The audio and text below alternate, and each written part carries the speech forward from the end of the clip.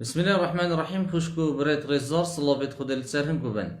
او چندین سال بیای ات بسیارت مشکمن دابی که بوچی حکومات مازن الجهانه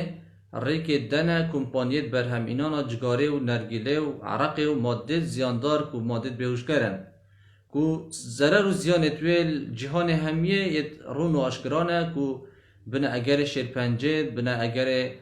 گلگ نخوشیت یت دومدرجو یت ماترسیدار سر تندرسیا مروفی. از وی دیمایتی گشتم که وان حکومتا پریکا باجل سروان کمپانیا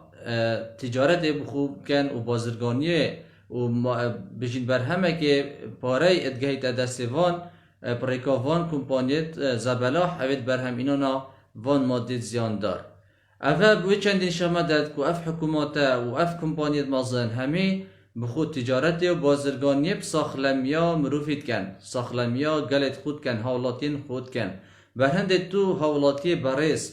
اگر تو لوان کسای کجگاره بکارتینید یا نرگیله بکارتینید یا ماده که زیاندار بکارتینیدن تو پی و مدمون بی بریار بده بخود تو ببکه و اکثر و ماده زیاندار الدفخو نهلا اف حکوماتا و اف کمپانیت مازن